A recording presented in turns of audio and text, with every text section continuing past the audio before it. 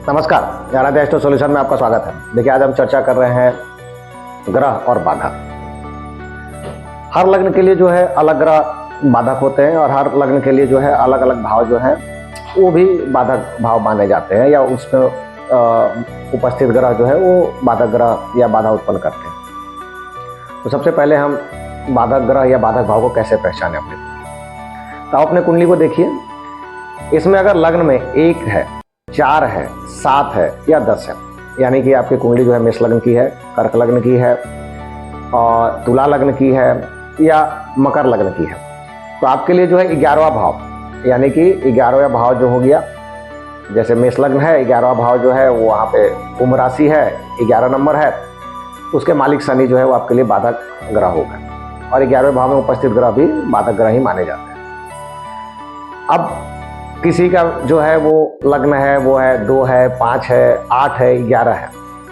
यानी कि लग्न में 2 नंबर, 5 नंबर, 8 नंबर और 11 नंबर लिखा हुआ है, तो उनके लिए 9वें भाव या 9वें भाव का मालिक जो है वो बाधकाधिपति हो गया। अब उदाहरण मान लीजिए सिंह लग्न है, तो उसमें जो है आपकी 9वें भाव की राशि बनती है मेष, तो आपका जो है मंगल वो बाधकाधिपति यानी बाधक ग्रह हो गया आपके लिए। अब किसी का द्विस्वभाव लग्न है, यानी कि लग्न जो है वो 3 है, 6 है, 9 है, 12 है, उसके लिए 7वें भाव का मालिक और 7वां भाव, ये उनके लिए जो है जीवन में बाधा उत्पन्न करेंगे। उदाहरण के तौर पर कन्या लग्न है, 7वें भाव में मीन राशि है, उसके जो मालिक बनते हैं वो बनते हैं गुरु, तो गुरु जो है वो बाधकाधिपति हो गए, उनका जहाँ भी संबंध होगा या जिस भी भाव में बैठेंगे वहाँ से संबंधित बाधा आपको उत्पन्न करेंगे। अब ये तो हो गया कि ग्रह और इनके मतलब कि जो हर लग्न के लिए जो है वो बाधक भाव कौन सा है, बाधकाधिपति क्या है। अब इनका जब भी महादशा अंतर्दशा आए तो आप इनका उपाय कर सकते हैं। उदाहरण के लिए ले लेते हैं कि आपकी सिंह लग्न है, 9वें भाव में मेष राशि है, मेष राशि यानी मंगल आपके लिए बाधकाधिपति हैं, तो आप जो है हनुमान जी की पूजा करें और मंगलवार के दिन जो है हनुमान जी के मंदिर जाएं, वहाँ पे कुछ ना कुछ भोग लगाए, तो जो है धीरे धीरे करके ग्रह की अंतर्दशा महादशा में आपके जीवन में बाधाएं कम हो जाएंगी। अब इसके अलावा बाधा कितने प्रकार का होता है, तो देखिए बाधा जो है वो 4 प्रकार का है। एक तो है ईश्वरीय बाधा, दूसरा है सर्प बाधा, तीसरा है दृष्टि बाधा और चौथा जो है वो है प्रेत बाधा। ईश्वरीय बाधा क्या है, तो जो बाधक ग्रह है, अब इनका संबंध 6, 8, 12 से हो जाए तो उस ग्रह से संबंधित यानी कि पूर्व जन्म में जो है वो आपके देवताओं का या मूर्ति को खंडित किया गया है, या सूर्य से जो 12वें भाव में पाप ग्रह होगा। उदाहरण के तौर पर ले लेते हैं कि सूर्य से 12वें भाव में जो है वो आपका शनि है, तो शनि से संबंधित यानी कि पूर्व जन्म में शनि मंदिर या शनि की मूर्ति वगैरह का खंडन किया गया, तो आप इनका उपाय करें, यानी कि जो भी पाप ग्रह सूर्य से 12वें भाव में हो या बाधकाधिपति जो है वो 6, 8, 12 में जिस राशि में है उसके मालिक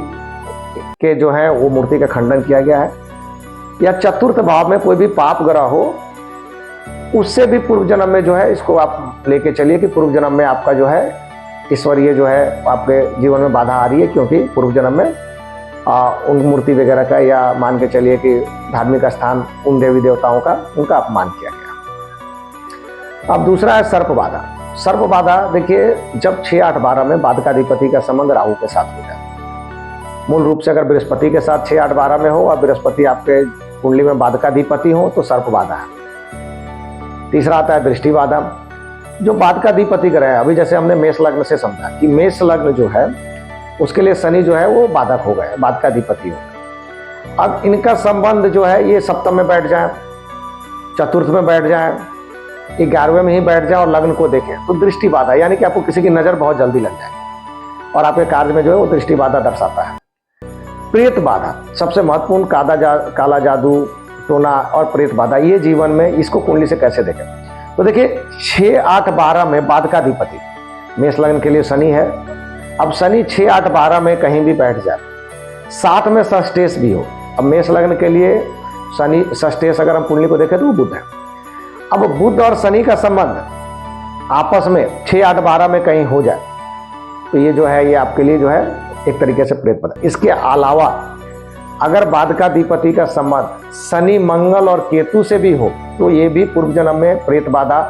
या इनको यानी कि पूर्व जन्म में परिवार में किसी भी सगे संबंधी या रिश्तेदार जिनकी मृत्यु आकस्मिक दुर्घटना वगैरह में हो गई, उनकी शांति पूर्ण रूप से नहीं करवाई गई है,